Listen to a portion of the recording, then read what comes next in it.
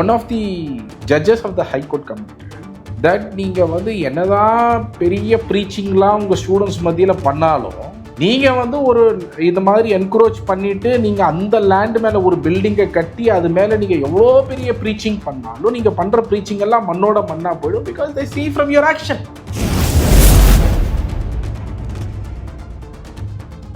கீழே இருக்கக்கூடிய அது அவர்களுடைய வரக்கூடிய விதமே தவறாக இருக்கும்போது whether it is an engineer or a doctor or a civil servant, how are we going to see our country growing on an organic way or in a if my correspondent இவ்வளோ பெரிய fraud பண்ணுறாரு, my college is doing இவ்வளோ பெரிய fraud, அவங்க நல்லா தான் இருக்கிறாங்க இவ்வளோ பெரிய சார், நான் அடுத்தது ஃப்ராட் பண்ணக்கூடாது is the lesson that you are giving the children in your college. நான் இன்ஸ்பெக்ஷன் இன்னைக்கு வருவேன்னு சொல்லிட்டு வருவேன், அன்னைக்கு வந்து நீங்கள் வந்து காசு கொடுத்து பீப்புளை வந்து கூப்பிட்டு வந்துக்கோங்க. இதில் நம்ம கண்டுபிடிச்சிருக்கிறது ஒரு ப்ரொஃபஸர் 3 காலேஜில் இருக்கிறாரு 5 காலேஜில் இருக்கிறாருங்கிறத கண்டுபிடிச்சிருக்கிறோம். 11 காலேஜஸ் கண்டுபிடிச்சிருக்கிறோம். Now vice chancellor says there is one person is 32 colleges இந்த வருஷத்து ரெஜிஸ்டர் பண்ணியிருக்காங்கன்னு vice chancellor has said.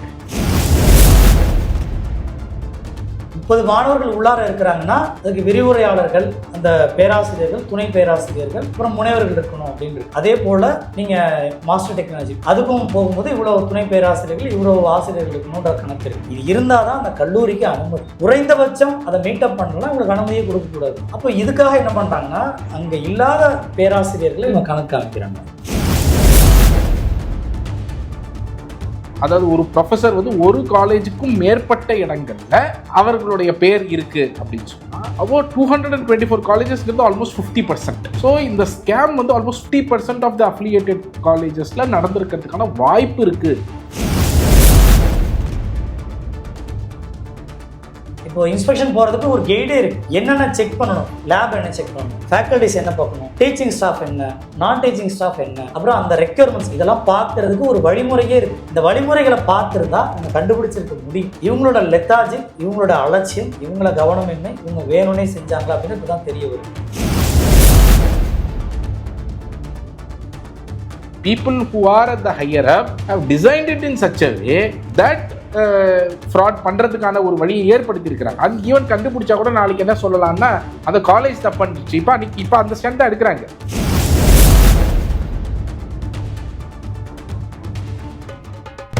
Karim's biryani paradise at liberty and catering services, கோடம்பாக்கத்தின் அறுசுவை அடையாளம்.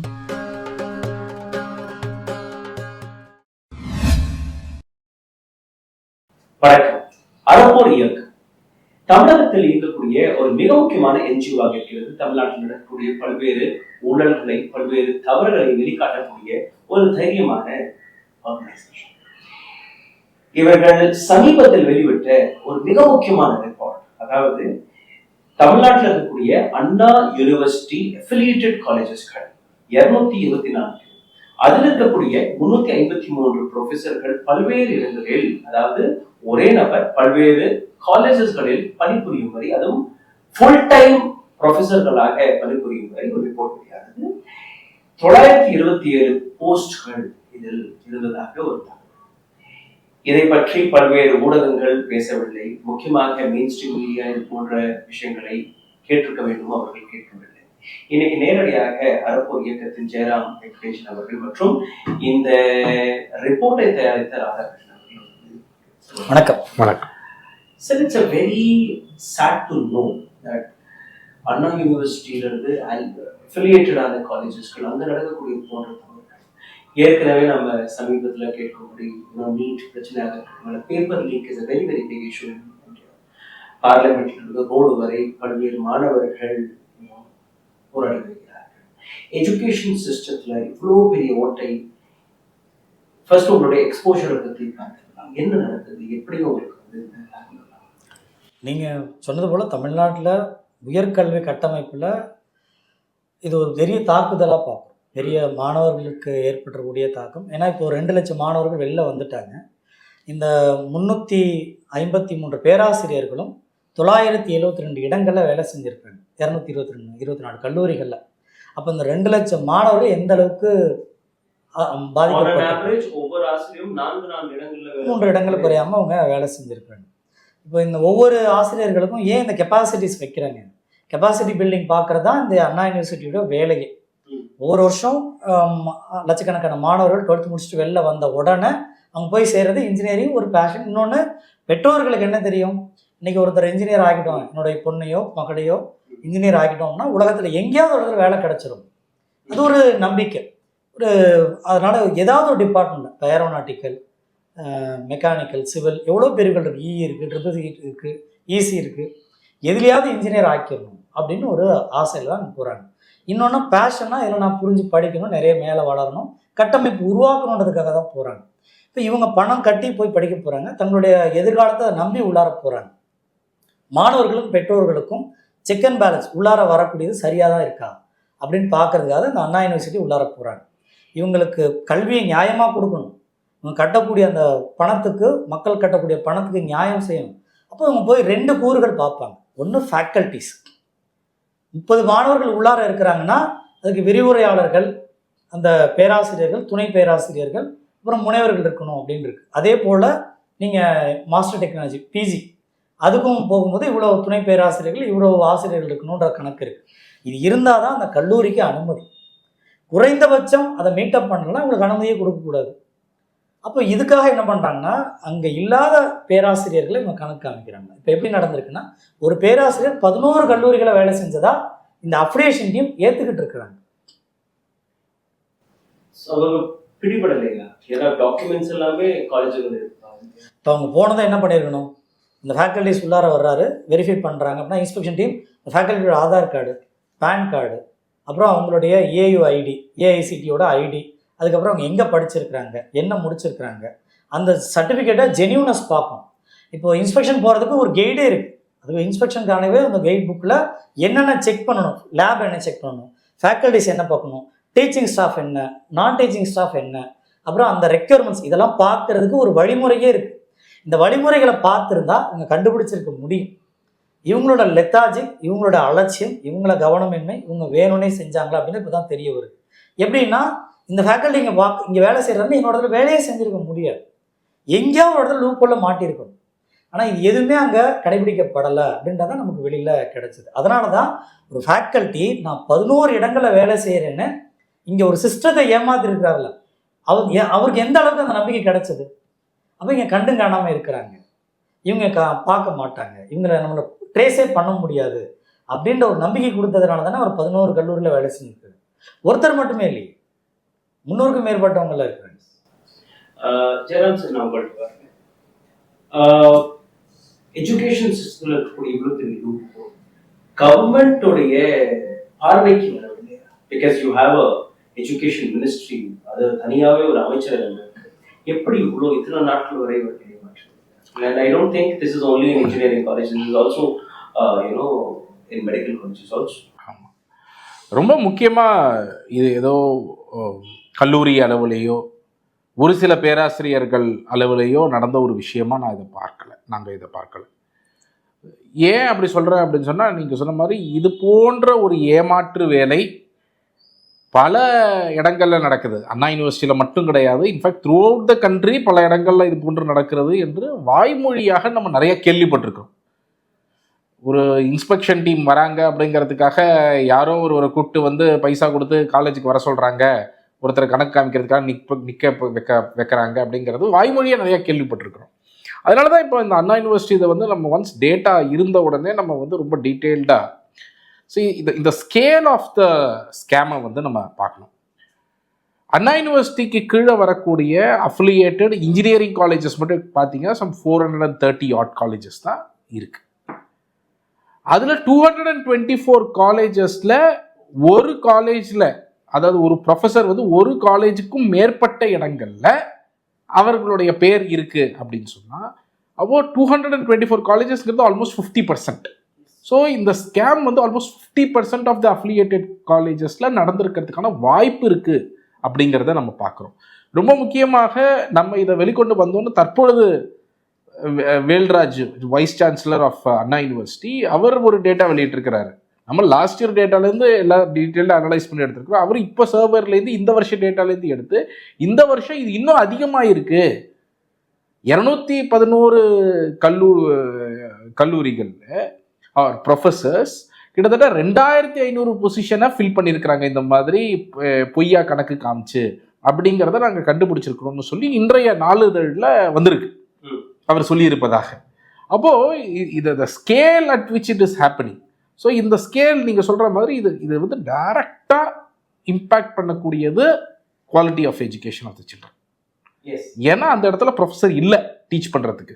இது எதுக்காக பண்ணுறாங்க அப்படிங்கிறது மக்கள் புரியறதுக்காக சொல்கிறேன். ஏன்னா இது வந்து என்னென்னா, இவ்வளவு டாக்டரேட் படித்தவங்க, பிஹெச்டி படித்தவங்க இருந்தால் தான் அவங்க பிஹெச்டி படித்தவங்க கான்செப்ஷுவல் அண்டர்ஸ்டாண்டிங் இருக்கும். அவங்க அந்த கான்செப்டை வந்து இன்ஜினியரிங் கான்செப்ட்ஸை வந்து பசங்களுக்கு வந்து ஈஸியாக சொல்லித்தர முடியும் அப்படிங்கிறது தான் இதோடைய ஐடியா. அதனால தான் இவ்வளோ நம்பர் ஆஃப் டாக்டரேட் படித்தவங்க இருக்கணும் அப்படிங்கிறது ஒரு மேண்டேட்ரியாக அண்ணா யூனிவர்சிட்டியோடைய அஃபிலியேஷன் வாங்கணுன்னாலும் அது தேவை, ஏஐசிடியோடைய அப்ரூவல் வாங்கணும்னாலும் அது தேவை. அப்போது all India council for technical எஜுகேஷன்லேருந்து ஒவ்வொரு வருஷமும் 5% வந்து இன்ஸ்பெக்ட் பண்ணுறாங்க. அண்ணா யூனிவர்சிட்டிலேருந்து எவ்ரி இயர் இன்ஸ்பெக்ட் பண்ணுறாங்க. ஸோ இவங்களுடைய கூட்டு சதி இல்லாமல் இது நடக்கிறதுக்கு வாய்ப்பே கிடையாது. அதில் தான் நாங்கள் காலேஜஸ் ரொம்ப முக்கியமாக அண்ணா யூனிவர்சிட்டியில் அந்த இன்ஸ்பெக்ஷன் டீம் போகிற அன்றைக்கி ஒரே நாளில் 2 காலேஜுக்கு இன்ஸ்பெக்ஷன் டீம் போகிறாங்க. 2 வேறு டிஸ்ட்ரிக்டில் இருக்கிற 2 காலேஜுக்கு. ஆனால் ஒரே நபர் இந்த காலேஜ்லேயும் இருப்பதாக அண்ணா யூனிவர்சிட்டி இன்ஸ்பெக்ஷன் டீம் சொல்கிறாங்க, அந்த காலேஜ்லேயும் இருப்பதாக சொல்கிறாங்க. அப்போது அந்த இன்ஸ்பெக்ஷன் டீமும் எப்படி இந்த கூட்டு சதியில் இருக்கிறாங்க அப்படிங்கிறதுக்கான ஆதாரங்களையும் நம்ம வெளியிட்டிருக்கிறோம். So this is what shows that இந்த collusion is much bigger than what we think. இது வந்து ஏதோ காலேஜஸ் அளவில் பேராசிரியர் அளவில் நடக்கல, அண்ணா யூனிவர்சிட்டி. ரெண்டாவது வந்து இந்த டேட்டா இல்லாமல் நாங்கள் அண்ணா யூனிவர்சிட்டி தான் எடுத்துக்கணும் போது அவங்க ஒரு சிம்பிள் கம்பேரிசன் பண்ணியிருந்தாங்க. ஏன்னா இந்த இன்ஸ்பெக்ஷன் டீம் யார்கிட்ட ரிப்போர்ட் கொடுப்பாங்கன்னா மேலே ஸ்டாண்டிங் கமிட்டி கிட்ட, ஸ்டாண்டிங் கமிட்டி யார்கிட்ட கொடுப்பாங்கன்னா வைஸ் சான்சலர் கிட்ட. ஸோ அப்ரூவல் வந்து ஆல் த வே அப் போகுது. உங்களுக்கு ஒவ்வொருத்தரும் அப்ரூவல் கொடுக்குறாங்க. அதற்கு பிறகு சிண்டிகேட் இருக்கிறாங்க. ஸோ இந்த மாதிரி இருக்கும் பொழுது இதில் யாருமே இதை வந்து எங்களுக்கு தெரியாது சொல்கிறதோ, எங்களுக்கு கண்டுபிடிக்க முடியல இதுக்கு முன்னாடி அப்படின்னு சொல்வதோ நம்புற மாதிரி இல்லை. So everyone knows about the scam, but no one wanted to intervene because either they are hand in glove or they are afraid about taking any action. So இந்த 2 காரணங்களுக்காக அவங்க டெஃபினட்டாக அவங்க உள்ளுக்குள்ள இருக்கிறவங்க இந்த இதில் ஈடுபட்டிருக்காங்க. அக்கௌண்டபிலிட்டி எந்த விஷயத்துலையுமே பொறுப்படுத்திக்கொள்ளக்கூடிய விஷயம் யாரும் எடுத்துக்கிறது, whether it is a financial scam or this kind of fraud. இந்த இடத்துல அரசாங்கம் ஏதாவது உங்களுக்கு பதில் கொடுத்துருக்கா, இல்லை this is what you are doing அப்படிங்கிற ஒரு ஆக்ஷன் எடுக்கிறதுக்கான ஏதாச்சும் உறுதி கொடுத்துருக்காங்க? நேற்று இந்த எக்ஸ்ப்ளோர் பிறகு உடனே வைஸ் சான்சலர் கொடுத்தது ஒரு பாராட்டத்தக்க வரவேற்கக்கூடிய செய்தி. ஏன்னா அவர் அக்செப்ட் பண்ணிக்கிட்டார். முதல்ல இந்த டேட்டா இருக்குது, ஆமாம் அவர் குறிப்பிட்டிருக்கிறாரு, இந்த மாதிரி ஒரு தனியார் அமைப்பு கொடுத்த அந்த ஃபைண்டிங் ஃபார்மேட் நம்ம எடுத்தது டிஓபி தான். அதில் எல்லா காலங்களையும் டூப்ளிகேட் பண்ணிடுறாங்க. படித்த கல்லூரி எங்கே, ஒரு கேரக்டர் மாற்றி போட்டிங்கன்னா கம்ப்யூட்டர் அந்த சிஸ்டம் வந்து வேற ஒரு ஃபேக்கல்ட்டியாக எடுத்துக்குது. ஒரு டாட் வச்சிங்கன்னா வேற ஒரு டேட்டா பேஸாக எடுத்துக்குது. அப்போ இந்த டேட்டா பேஸ் எல்லாத்தையும் வயலேட் பண்ண முடிஞ்சது. அவன் பொதுவாக ஏமாத்துறதுக்கு வாய்ப்பு இல்லை. ஆனால் இவங்க அதை ஃபார்மேட் உருவாக்கியிருக்காங்க. அது ஒரு கேரக்டராக தானே கன்சிடர் பண்ணும். இப்போது நேம் கொடுக்குறாங்க அப்படின்னா டாக்டர் ஆர் பாபு அப்படின்னு போடுறாங்கன்னு வச்சுக்கோங்க. டாக்டர் டாட் ஆர் டாட் பாபுன்னு கொடுத்தா இன்னொரு ஃபேக்கல்ட்டியாக எடுத்துக்கும். அது கேரக்டர் பை கேரக்டராக தான் செக் பண்ணும். அதே போல் டாக்டர் பாபு டாட் ஆர்னு போட்டால் இன்னொரு ஃபேக்கல்ட்டி எடுக்கும். அது இன்னொரு வேரியபிளாக தான் எடுத்துக்கும். அது கம்ப்யூட்டர் தானே, அதுக்கு தெரியாது. பட் இவங்க எங்கெல்லாம் அந்த மாற்றங்கள் பண்ண முடியாமல் இருந்ததுன்னா டேட் ஆஃப் பர்த்தில் மட்டும்தான். டேட் ஆஃப் பர்த் மட்டும்தான் மொத்த என்டையர் காலத்தில் அவங்களால டூப்ளிகேட்டே பண்ண முடியல. இது நம்ம கண்டுபிடிக்கிறது ஒரு 2-3 மாதம் ஆச்சு. ஏன்னா அப்போது வந்து இந்த ஃபைண்டிங்ஸ் நமக்கு யார் டூப்ளிகேட்னே தெரியாது. ஒரு 47,000 பேர் டேட்டா பேஸ் நம்மள்ட்ட கிடச்சிது. இந்த 47,000 பேர் டேட்டா பேஸை எங்கேருந்து எடுக்கிறது? கடலில் ஊசியத்து போட்டு தேடுற மாதிரி. அப்போ ஒவ்வொரு பிடிஎஃபாக ஓப்பன் பண்ணி அதில் இருந்ததெல்லாம் பேப்பரில் ரீவொர்க் பண்ணி எழுதிட்டு எஸ் அஃப்கோர்ஸ் அதில் அப்படி இருக்குது. பட் அதில் ரொம்ப முக்கியமான ஆஸ்பெக்ட் என்னென்னா by design it has been made that way. நம்ம அதை புரிஞ்சுக்கணும். நம்ம வந்து it is not something that colleges ஏதோ ப்ளே பண்ணிட்டாங்க அதில் அப்படிங்கிறது கிடையாது. It is made that way because ஒரு இப்போது நீங்களும் நானும் ஒரு இன்ஸ்பெக்ஷனுக்கு ஒரு காலேஜுக்கு போனோம்னா அந்த ஃபேக்கல்ட்டி அந்த காலேஜில் தான் வேலை செய்கிறாங்களா அப்படிங்கிறது நம்ம பார்க்கணும்னு வச்சுக்கோங்களேன். The first thing that I will ask is அந்த காலேஜ்கிட்ட லாஸ்ட்டு 3 மாதம் இல்லை 6 மாதத்துக்கு அவருக்கு பிஎஃப் பே பண்ணதுடைய ப்ரூஃப் காட்டுங்க. சிம்பிள். சேலரி பே பண்ணதுக்கான ப்ரூஃப் காட்டுங்க. ஸோ இது வந்து டிசைனில் இல்லை. இது கேட்க மாட்டேங்கிறாங்க. ஸோ அவங்க என்ன டிசைனே எப்படின்னா, நீங்கள் வந்து நான் இன்ஸ்பெக்ஷன் இன்னைக்கு வருவேன்னு சொல்லிட்டு வருவேன், அன்னைக்கு வந்து நீங்கள் வந்து காசு கொடுத்து பீப்புளை வந்து கூப்பிட்டு வந்துக்கோங்க. இதில் நம்ம கண்டுபிடிச்சிருக்கிறது ஒரு ப்ரொஃபஸர் 3 காலேஜில் இருக்கிறாரு, 5 காலேஜில் இருக்கிறாருங்கிறத கண்டுபிடிச்சிருக்கிறோம். 11 காலேஜஸ் கண்டுபிடிச்சிருக்கிறோம். Now vice chancellor says there is one person is 32 colleges இந்த வருஷத்து ரெஜிஸ்டர் பண்ணியிருக்காங்கன்னு வைஸ் சான்சலர் has said. இதை கண்டுபிடிச்சிருக்கிறோம். But there will be many colleges where maybe they will call a local person. அன்னைக்கு ஒரு நாள் மட்டும் வந்துட்டு போவார். he may only be shown in one college. அவரும் அங்கே வேலை செய்கிறவராக இருக்க மாட்டாங்க. ஸோ இட்ஸ் நாட் தட் இந்த டேட் நம்ம கண்டுபிடிச்சிருக்கிறதுக்கு வெளியே இருக்கிறவங்க எல்லாம் ஜென்யூன்னு அர்த்தம் கிடையாது. அதுலேயும் நிறையா இருக்கலாம். ஸோ இது எல்லாத்தையும் வீட் அவுட் பண்ணுறதுக்கு ஒரு சிம்பிள் மெக்கானிசம் என்னென்னா, you should have a unique ID. அந்த யூனிக் ஐடி வந்து நீங்கள் எந்த விதமான ஃப்ராடுலண்ட் ஆக்டிவிட்டி பண்ண முடியாதுதான் இருக்கணும்னு. ஆனால் இவர் என்ன சொல்கிறாரு, ஆதார் அதான் இதில் வந்து ஆதார்லேயும் வந்து மாற்றி என்ட்ரி பண்ணிருக்கிறாங்கன்னு சொல்கிறாரு. ஒன்று. ரெண்டாவது, ஏஐசிடியோட ஃபேக்கல்ட்டி ஐடிங்கிறது ஒன்று இருக்குது. ஸோ ஃபேக்கல்ட்டி ஐடிங்கிறது அதுலேயும் வந்து இவங்க வந்து நிறையா கோல்மால் பண்ணியிருக்கிறாங்க. ஒரு காலேஜில் மட்டும் ஜென்யூன் ஐடியை கொடுத்து மிச்ச காலேஜெல்லாம் ஏயுஐ அந்த மாதிரி டிஃப்ரெண்ட் சம் கேரக்டர்ஸ் போட்டு அக்செப்ட் பண்ணியிருக்கு.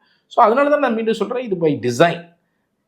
People who are at the higher up have designed it in such a way that fraud பண்ணுறதுக்கான ஒரு வழியை ஏற்படுத்தியிருக்கிறாங்க. அது ஈவன் கண்டுபிடிச்சா கூட நாளைக்கு என்ன சொல்லலாம்னா, அந்த college தப்புச்சு.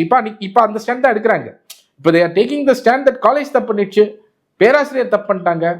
But what about the inspection? What about Anna university's public officials? What about ஏஐசிடியிலேருந்து சென்ட்ரல் கவர்மெண்ட்டோடைய role in terms of AICTE ஒவ்வொரு வருஷமும் 5% வந்து வெரிஃபை பண்ணுறீங்களே.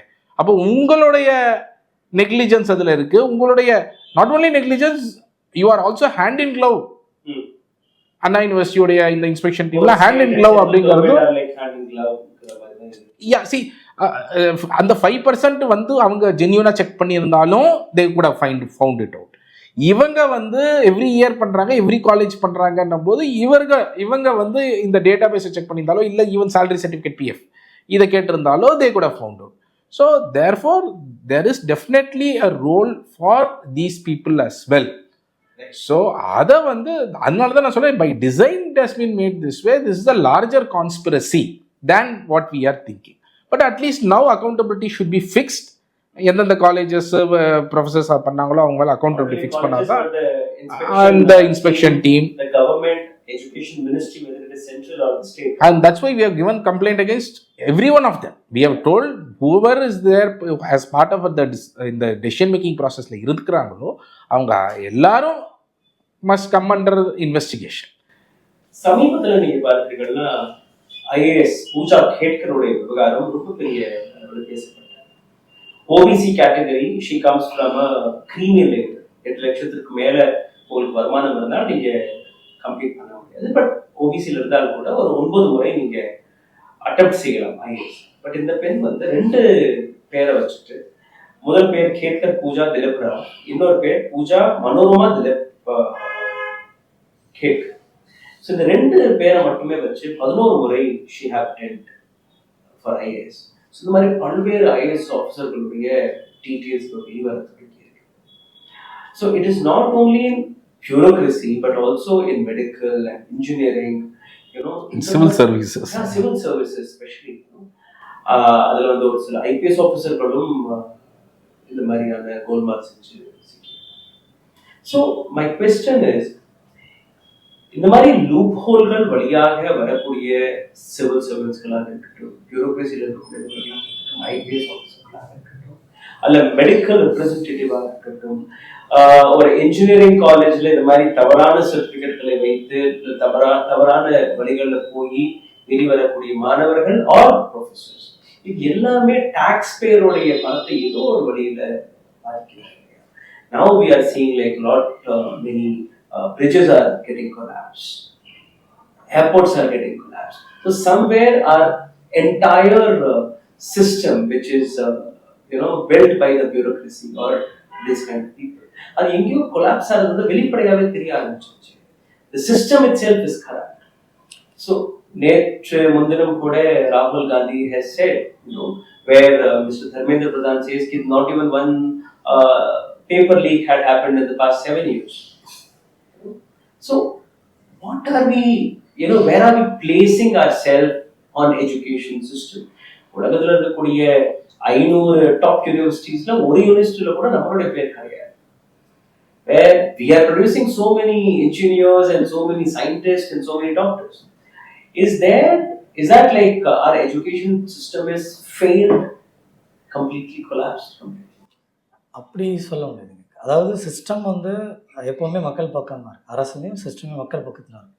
இதை கையாளக்கூடிய மனிதர்களால் வேணால் அது திசை திருப்ப போட்டுக்கலாம். இப்போது நீங்கள் சொன்ன இந்த இதுலேயே இந்த இன்ஸ்பெக்ஷன் டீம் உள்ளார போகும்போது இன்னும் சில விவரங்கள் பார்க்குறாங்க. இதில் ஃபேக் ஜென்யூனை செக் பண்ணணும். ஒரு ஃபேக்கல்ட்டி, பாபுன்னு ஒரு ஃபேக்கல்ட்டி, ஒரு இதில் பிஇ பாரதிதாசன் கல்லூரியில் படிச்சிருக்கேன், பல்கலைக்கழகத்தில் படிச்சிருக்கேன்னாரு. இன்னொரு கல்லூரியில் போய் பார்க்கும்போது தனலட்சுமி சீனிவாசனில் படிச்சிருக்கேன்னு சொல்கிறாரு. இந்த ரெண்டுமே வேறு வேறு. இந்த இன்ஸ்பெக்ஷன் டீம் அவரோட படித்த சர்டிஃபிகேட்ஸ்களே ஜென்யூனிட்டி பார்க்கணும். ஜென்யூனிட்டியை பார்த்துருந்தாலே அப்ரூவ் பண்ணாலே முடிஞ்சிருச்சு. இந்த இடத்துல ஏன் வந்து ஒரு இன்டர்வென்ஷன் வைக்கிறாங்கன்னா, இவர் ஃபேக்காக கொண்டு வந்துடும். இப்போ சிஸ்டத்துக்கு தெரியாது அது ஃபேக்காக ஒரிஜினலாக தெரியும், சொல்லிடும். இவங்களுக்கு சில ப்ரொசீஜர், இந்த விவரங்களை நோட் பண்ணி யூனிவர்சிட்டிக்கு போய் ஜென்யூனிட்டி கேட்க வேண்டியது இந்த இன்ஸ்பெக்ஷன் டீமோட வேலை. அவங்களுக்கு ஒரு கைடே இருக்குது. இதை கடைபிடிச்சிருந்தா அது வெளில போயிருப்பார். ஆனால் அவர் இன்னமும் ரூலிங்கில் இருந்திருக்காரு. கடந்த வருஷம் முடிச்சிருக்கிறார், இப்போ இருக்கிறாரா டேட்டாபேஸ் தான் தெரியும். அப்போ இது யாருனால தவறு? அந்த சிஸ்டத்தினால தவறு. அப்போ இங்கே கையாளக்கூடியவங்க திட்டமிட்டு அதை ஒரு டிசைனாக கொண்டு வர்றாங்க. இதுக்கு பின்னால் ஒரு டீமே இயங்கியிருக்குன்றது அப்பட்டமாக வெளில தெரியுது. இதில் நீங்கள் அந்த சொன்னீங்களே ஏஐசிடியில் இது வரைக்கும் அப்டேட்டட் டேட்டாபேஸ் 13,000 தாண்டலை. தமிழ்நாட்டில் ஃபேக்கல்ட்டி ஒர்க் பண்ணக்கூடியவங்க டேட்டாபேஸ் 13,000 அவங்க அப்லோட் பண்ணதே அவ்வளோதான். ஒரு ஃபோன் காலில் ஒரு மெயிலில் அவங்க கேட்க வேண்டியது. அண்ணா யூனிவர்சிட்டி தான் அப்லோட் பண்ணிக்கணும். இவங்க அப்லோட் பண்ண டேட்டாவிலுமே அங்கே எரர். சிம்பிள். இவங்க ஒரு காலேஜில் இங்கே ஃபேக்கல்ட்டி வெளில போயிட்டாருன்னா அந்த லாகின்குள்ளே உள்ளார போயிட்டிங்கன்னா அந்த ஃபேக்கல்ட்டியோட இன்ஃபர்மேஷன்ஸில் லெஃப்ட்டுன்ற பட்டனை கொடுத்தா முடிஞ்சது. நாட் டெலிட்டபிள். ஒன்லி லெஃப்ட்டு தான் கொடுக்க முடியும். லெஃப்ட்டு கொடுத்து வேறு இடத்துல போய் அந்த ஐடி கொடுத்தீங்கன்னா அவரோட எல்லா விவரங்களும் இம்போர்ட் ஆகிடும். அந்தளவுக்கு அட்வான்ஸ் சிஸ்டம் தான். பட் இங்கே எரர் மேன்மேட் மிஸ்டேக். இங்கே மனிதர்கள் இவங்க பண்ணுறது தான். 1-2 கேசஸ் ஜென்யூன் கேசஸ் இருக்கும். இவங்க இந்த லெஃப்ட் கொடுத்துருக்க மாட்டாங்க, அவங்களுக்கு தனிப்பட்ட பிரச்சனையாக இருக்கலாம், அதனால் சேலரி கொடுக்காம இருக்கலாம், அவர் வெளில போயிருக்கலாம், கோச்சு கூட சண்டை போட்டு, அது அவங்க பிரச்சனை. பட் அண்ணா பல்கலைக்கழகம் என்ன பண்ணுச்சு? 2க்கு மேற்பட்ட இடங்கள்ல இருக்கும்போது இந்த மாதிரி இருக்கே, நீங்கள் ஏன் கொடுக்கல? வேலைக்கு போனவங்களும் அங்கே இருக்கிறதா கணக்கு காமிக்கிறாங்களா? வேலைக்கு போனவங்க அங்கே இருக்கிறாங்கன்னா இதை செக் பண்ணியிருக்க வேண்டிய இன்ஸ்பெக்ஷன் டீம் தானே. சிஸ்டத்தில் இவ்வளோ வழிமுறைகள் இருக்குது. இவ்வளோ வழிமுறைகளையும் அவங்க வயலேட் பண்ணியிருக்காங்க அப்படின்னா அந்த இன்ஸ்பெக்ஷன் டீம் வந்து ஹைலி கொஸ்டினபிள். மற்ற மாநிலங்களில் இதோட மோசமாக இருக்கிறதுக்கு வாய்ப்பு இருக்குது. பட் இதில் ஒரே ஒரு இது என்னென்னா, we also நீங்கள் கேட்ட அந்த larger question of whether we are failing as a nation in terms of quality of education, I think that is something seriously we need to look into. ஏன்னா see, there is absolutely no doubt that access to education was a very serious problem. When நமக்கு independence கிடைச்சும்போது access to education was a bigger problem. நிறைய பேருக்கு education அந்த ஸ்கூல்ஸே வந்து இருக்காது, பக்கத்துலேயே இருக்க கிடையாது இருக்கு. So over time, over last 60-70 years, obviously we have attained access to education at most parts of India. In fact, northern part of India இன்னும் நிறைய இடங்கள்ல அந்த access to education ஒரு கேள்விக்குறியாக இருக்குது. பக்கத்தில் எவ்வளோ கிலோமீட்டரில் ஸ்கூல் இருக்குங்கிறது கூட ஒரு கேள்விக்குறியாக இருக்கும். நம்ம ஊரில் ஆக்சுவலாக வந்து பக்கத்தில் உங்களுக்கு 1 kilometre தூரத்துக்குள்ளே you will be able to find a school. But when it comes to quality of education, there are different aspects to quality அப்படிங்கிறது நம்ம பார்க்கணும். இதில் ஃபண்டமெண்டலாக கேட்க வேண்டிய கேள்வி என்ன? இப்போ இந்த மாதிரி ஸ்கேம்ஸில் வரும்பொழுது, ஆர் நீட் ஸ்கேம் இந்த மாதிரி வரும்பொழுது, இது எல்லாமே என்ன கேள்வி எழுப்புதுன்னா, போத் உங்களுக்கு வந்து ஒரு ஸ்டூடெண்ட்ஸ் பாயிண்ட் ஆஃப் வியூலையும் சரி, அதே மாதிரி ப்ரொஃபஸர்ஸ் பாயிண்ட் ஆஃப் வியூலையும் சரி, மிச்சவங்க இந்த இன்ஸ்டிடியூஷன் பாயிண்ட் ஆஃப் வியூலையும் நீங்கள் வந்து என்ன டைப் ஆஃப் எஜுகேஷனை நீங்கள் வந்து ஒரு சிட்டிசனை உருவாக்க நினைக்கிறீங்க? இஃப் இந்த மாதிரி ப்ரொஃபஸர்ஸ் வந்து இவ்வளோ ஃப்ராடு பண்ணக்கூடிய ப்ரொஃபஸர்ஸ், அவங்க என்ன மாதிரி எஜுகேஷனை குழந்தைங்களுக்கு இம்பார்ட் பண்ண போகிறாங்க? இன்ஃபேக்ட் ஒரு ஃபேமஸ் கேஸ் இருக்குது, இந்த சாஸ்திரா யூனிவர்சிட்டியோட என்கரேஜ்மெண்ட் பண்ணி அவங்க இருக்கிற அந்த லேண்ட் இருக்கு இல்லையா, அந்த கேஸ் வரும்பொழுது one of the judges of the high court commented that நீங்கள் வந்து என்னதான் பெரிய ப்ரீச்சிங்லாம் உங்கள் ஸ்டூடெண்ட்ஸ் மத்தியில் பண்ணாலும் நீங்கள் வந்து ஒரு இது மாதிரி என்கரேஜ் பண்ணிவிட்டு நீங்கள் அந்த லேண்ட் மேலே ஒரு பில்டிங்கை கட்டி அது மேலே நீங்கள் எவ்வளோ பெரிய ப்ரீச்சிங் பண்ணாலும் நீங்கள் பண்ணுற ப்ரீச்சிங் எல்லாம் மண்ணோட மண்ணாக போயிடும். Because they see from your action. If my correspondent இவ்வளோ பெரிய ஃப்ராடு பண்ணுறாரு, மை காலேஜ் இஸ் டூயிங் இவ்வளோ பெரிய ஃப்ராடு, அவங்க நல்லா தான் இருக்கிறாங்க இவ்வளோ பெருசா, நான் அடுத்தது ஃப்ராட் பண்ணக்கூடாது is the lesson that you are giving the children in your college. அதுதான் பிரைமரி லெசனாக போகுது உங்களுக்கு. ஸோ இது ஒரு aspect which is the moral conscience part or ஆர் அந்த மொராலிட்டி விச் இஸ் மிஸ்ஸிங் அப்படிங்கிறது ஒரு பக்கம். இன்னொரு பக்கம் in terms of concept, in terms of conceptual understanding, இந்த lag in education is happening very early. நம்ம எல்லாருக்கும் தெரியும், ரொம்ப ஏர்லியாகவே ஒரு 5வது படிக்கக்கூடிய குழந்தைக்கு ஒரு சிம்பிளாக தமிழில் கதை படிக்கிற ஸ்கில்லோ இல்லை ஒரு மேக்ஸில் வந்து சிம்பிளாக மல்டிப்ளிகேஷன் டிவிஷன் போடுற ஸ்கில்லோ அங்கேயே ஒரு மிகப்பெரிய லேக் ஆகிடுது. 2வதுல பற்றி தெரிஞ்சிக்க வேண்டிய ஒரு சிம்பிளாக கதை படிக்க வேண்டியது ஈவன் 5வது படிக்கக்கூடிய குழந்தைக்கு கூட தெரியாத ஒரு சூழ்நிலை வந்து இன்னைக்கு நாடு பூராவும் பல இடங்கள்ல இருக்கக்கூடியதை நம்ம இங்கே பார்க்கலாம். அப்படிப்பட்ட லேகோட வளரக்கூடிய இடத்துல நீங்கள் கல்லூரிகளுக்குள்ள போகும்பொழுது அந்த லேக், பலவிதமான லேகோட பலவிதமான குழந்தைகள் ஒரு இடத்துக்கு வரும்பொழுது அந்த இடத்துல அவர்களுக்கு இன்ஜினியரிங்குடைய கான்செப்டை வந்து நீங்கள் ஆழமாக ஸ்க்ராட்ச்லேருந்து பேசிக்லேருந்து நீங்கள் ஆழமாக சொல்லிக் கொடுக்க வேண்டிய கடமை வந்து ஒவ்வொரு காலேஜுக்கும் இருக்குது. ஸோ அந்த கான்செப்சுவல் அண்டர்ஸ்டாண்டிங்கை சொல்லிக் கொடுக்கணும்னா அதற்கு தகுதி வாய்ந்த மக்கள் தேவை. அந்த தகுதி வாய்ந்த ஆட்கள் வந்து பண்ணுறதுல இவ்வளோ பெரிய ஸ்கேம். நீங்கள் ஐஏஎஸ் எடுத்துக்கோங்க, சிவில் சர்வன்ஸ், அவங்க என்ன மாதிரியான அட்மினிஸ்ட்ரேஷன் கொடுக்க போகிறாங்க? இந்த பிரியா வாட் எவர் இந்த person Pooja who has been caught and அது ஒரு கேன் ஆஃப் வார்ம்ஸ் மாதிரி இன்னைக்கு நிறைய பேர் அந்த மாதிரி வந்திருக்கிறாங்கன்றாங்க இல்லையா? ஸோ டிசபிலிட்டி இதை வந்து மிஸ்யூஸ் பண்ணவங்க எவ்வளவோ பேருன்னு சொல்கிறாங்க. ஆப்வியஸ்லி நம்ம இப்போ நீங்கள் யோசிச்சு பார்த்தீங்கன்னா how many IAS R IPS officers with disability நீங்கள் விசிபிளாக நீங்கள் பார்த்துருக்குறீங்க? நான் பார்த்ததே கிடையாது. ஸோ கொஸ்டின் இஸ், அப்போ அந்த இது வழியாக வந்தவங்க மோஸ்ட் ஆஃப் தேம் அப்போ மிஸ்யூஸ் பண்ணி தான் வந்திருக்கிறாங்களா அந்த கோட்டாக்குள்ள? ஆக்சுவலாக யாருக்கு பெனிஃபிட் ஆகணுமோ அவங்களுக்கு பெனிஃபிட் ஆகலையோன்னு ஒரு டவுட்டும் அது எழுப்புது. ஸோ தெர்ஃபோர் இந்த மாதிரியாக அவங்க உள்ள நுழையும் போதே, சிஸ்டம்குள்ள நுழையும் போதே இந்த மாதிரி ஃப்ராட்ஸ்டர்ஸ் உள்ள நுழைஞ்சாங்கன்னா அந்த சிஸ்டம் என்னவாகும்?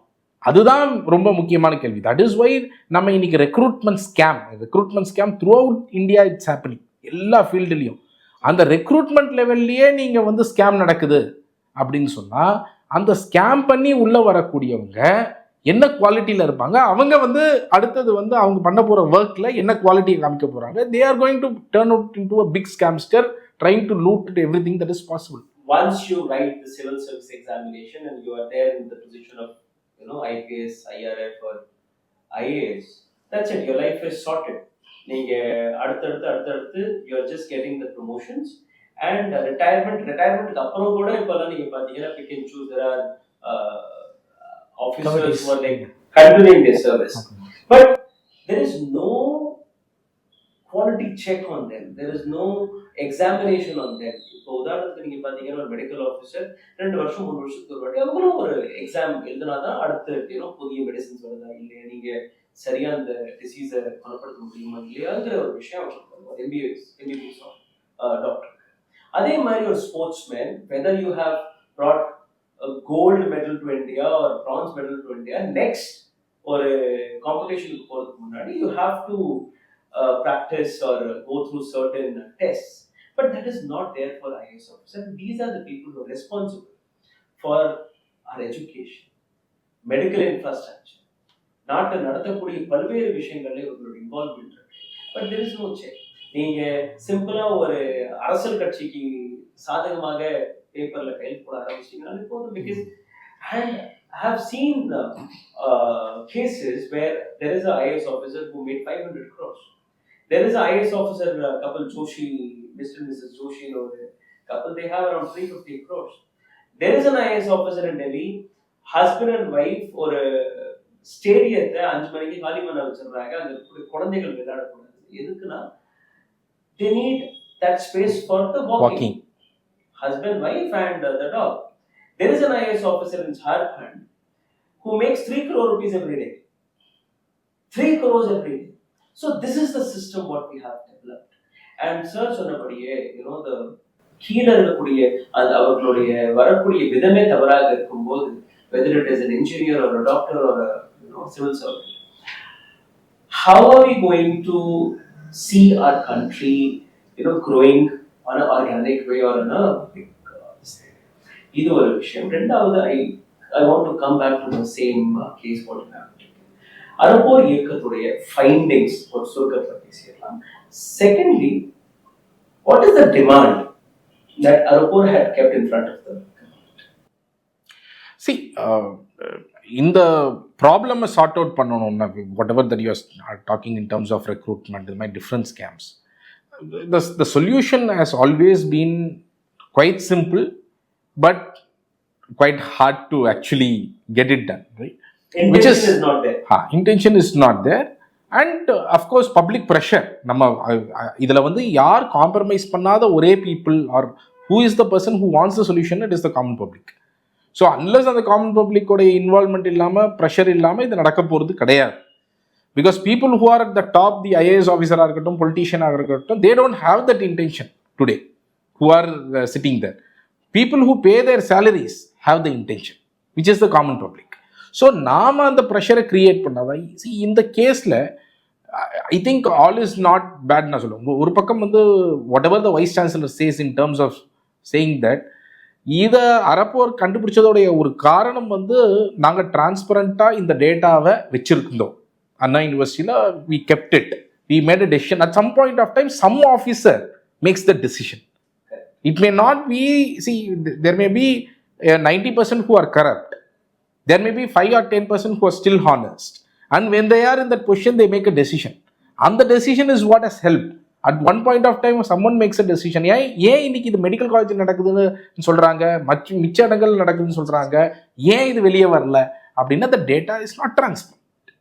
ஸோ ஒரு வகையில் we should not blame Anna university completely on this as well, because அவங்க அந்த மாதிரி ஒருத்தர் டெசிஷன் எடுத்ததோடைய விளைவு இன்னைக்கு இது வெளியே வந்திருக்கு. அப்போ வெளியே வரும்பொழுது தான் இதை சரி பண்ண முடியும். இந்த டிரான்ஸ்பரன்சி இருக்கும் பொழுது தான், transparency is a key mechanism to bring about accountability. So அந்த டிரான்ஸ்பரன்சி இந்த இடத்துல வந்திருக்கு. Now they are saying they have formed a committee. They should ensure that people who have done, யார் தப்பு பண்ணியிருந்தாலும் அவங்கள அக்கௌண்டபிளாக மாற்றணும். ஏன் அக்கௌண்டபிலிட்டி இந்த செகண்ட் இம்பார்ட்டண்ட்டாக வருது அப்படின்னு சொன்னால், நீங்கள் only when you make people accountable, அடுத்து வரவங்களுக்கு இந்த தப்பு பண்ணால் நமக்கு ஒரு தண்டனை கிடைக்கும். அப்படி தண்டனை கிடைச்சிருந்தனா இது வந்து நமக்கு இப்போ இருக்கிறத விட பெரிய ப்ராப்ளம். ஸோ தேர்ஃபோர் பெட்டர் நம்ம வந்து we will stick to legal, whatever is legally right அப்படிங்கிற ஒரு மெத்தடுக்கு போகணும்னா அந்த accountability is extremely important as a lesson for as a deterrent இந்த system. Accountability is extremely important. So அந்த transparency and accountability is the only way forward. And பப்ளிக்குடைய pressure, அது we have to start all the way. TNPSC ரெக்ரூட்மெண்ட்லேருந்து இன்னைக்கு TNPSC ரெக்ரூட்மெண்ட்டை bypass பண்ணி நிறைய இதில் எப்படி வந்து உள்ள ஆள் சேர்க்குறாங்க அப்படிங்கிறது we all know. And that is all done by collecting cash. காசு வாங்கி பிரைப் வாங்கி தான் ஆட்களை உள்ள போடுறாங்க அப்படிங்கிறது தெரியும். ஸோ இந்த என்டையர் ரெக்ரூட்மெண்ட்டில் டிரான்ஸ்பரன்சி அண்ட் அக்கௌண்டபிலிட்டி கொண்டு வருது, அதில் சேஞ்சஸ் கொண்டு வருது.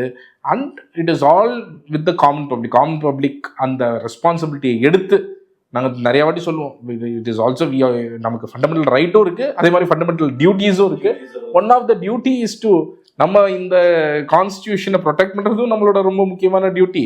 அதே மாதிரி கான்ஸ்டியூஷனில் சொல்லியிருக்கிற இந்த மாதிரி பப்ளிக் ரிசோர்ஸஸை பாதுகாக்கிறது பொதுமக்களுடைய கடமை அப்படிங்கிறது அதில் சொல்லியிருக்கிறதும் நம்மளுடைய இம்பார்ட்டண்ட்டான duty. So therefore we have to, ஒரு 5 வருஷத்துக்கு ஒரு வாட்டி ஓட்டு போடுறது மட்டும் ஜனநாயகம் இல்லை. அந்த 5 வருஷம் இடைப்பட்ட காலத்தில் நீங்கள் எந்த அளவுக்கு ஜனநாயகத்தில் என்கேஜ் பண்ணி அந்த கொஸ்டின் கேட்குறீங்க. You should act as a முதலாளி. நீங்கள் தான் முதலாளி இந்த ஜனநாயகத்தில். And public should act as முதலாளி. அதுதான் I think will bring about changes. And hundreds of last 100 years 200 yearsல எவ்வளவோ மூவ்மெண்ட்ஸ் வந்திருக்கு, எவ்வளவோ கொஸ்டின்ஸ் அப்படின்னு எவ்வளவோ சேஞ்சஸ் ஹவ் ஹேப்பன். ஸோ அதுதான் நமக்கு மோட்டிவேட்டிங் ஃபேக்டர், அதுதான் நமக்கு பாசிட்டிவ் ஃபேக்டர். ஒரு காலத்தில் ஃபெமைன் இருந்தது, இன்னைக்கு ஃபெமைன் இல்லை. ஸோ அந்த மாதிரி நிறைய changes have happen only because of people's movements, நிறைய ஆக்டிவிட்டி, ஈவன் லிட்ரஸி மூமெண்ட்ஸ் எடுத்துக்கோங்க, நிறைய இதில் வந்து தே ஹவ் கான்ட்ரிபியூட்டட். ஸோ அந்த பாசிட்டிவிட்டியோட I think we have to approach this and public have to participate and keep raising these questions wherever they are, and that is the way forward நான் நினைக்கிறேன். Last question to you sir. What sort of demand you have kept? அரசாங்கம் என்னெல்லாம் செய்யணுங்கிற விஷயத்துல ரெண்டு இந்த scam ரேட்டோ சென்றுலாம் ஸ்கேம்லனா இன்ஸ்பெக்ஷன் டீம், எக்ஸிஸ்டிங் டீம் இப்போ இந்த வருஷம் எடுத்துட்டாங்க. கடந்த 3 வருஷம் 5 வருஷம் டேட்டா இப்போவே அவங்களால எடுக்க முடியும். அவங்களுக்கு நீங்கள் குற்றவியல் நடவடிக்கையோ மற்ற ப்ரொசீடிங்ஸோ முதலே ஸ்டார்ட் பண்ணதில் எந்த பிரச்சனையும் இல்லையா, அதை ஸ்டார்ட் பண்ணுறதை நம்ம எதிர்பார்க்கணும். அது நடந்ததுனா தான் இன்னொருத்தர் உள்ளார வரவே மாட்டாங்க. அவங்களுக்கு இது ஹேபிட் ஆகும். இது பை ப்ராக்டிஸ் வந்துருச்சுன்னா, இந்த மாதிரி நடந்தால் நடக்கும்னு வந்துச்சுன்னா தான் உள்ளார வர மாட்டாங்க. ஒன்று. ரெண்டாவது, இப்போ இந்த கமிட்டி இப்போ அவருடைய விசி வந்து இன்னொரு 1 மாதம் காலம் தான் அவருக்கு பீரியட் இருக்குது. அதுக்கப்புறம் கவர்னிங் டீமாக போட்டாங்கன்னா 3 பேராக போடுவாங்க.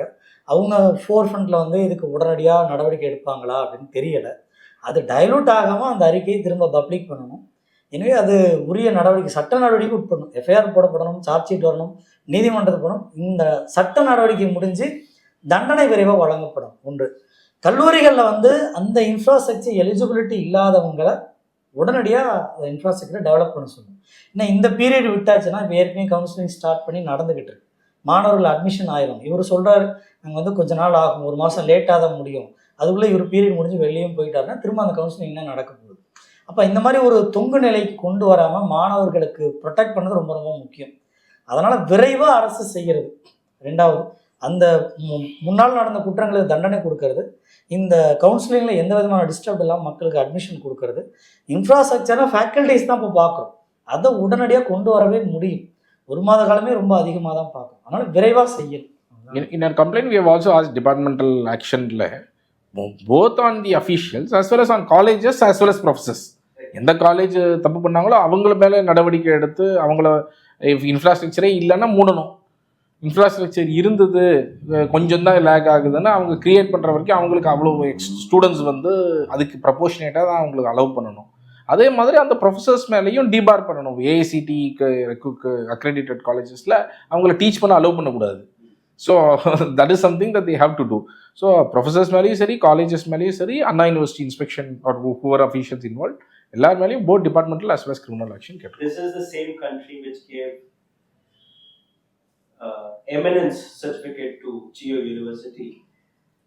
Student இல்லை, காலேஜ் கிடையாது, பில்டிங் கிடையாது, but our government had given eminence certificate which supported Mr. Ambani of 1,000 crores. So much university. Thank you so much. Yes, thank you. ஊடகம் கார்ப்பரேட் அரசியல்வாதிகளின் கைப்பாவையாக அடிமைகளாக இருந்தது போதும். இனி சாட்டை எடுத்து சுழற்றும் நேரம் வந்துவிட்டது. ஊடகம் பொதுமக்களாகிய உங்களுக்காக, உங்களாலேயே இயக்கப்பட வேண்டும். ஊடக சுதந்திரத்திற்காக உங்களின் பங்களிப்பை இன்றே அளித்திடுங்கள்.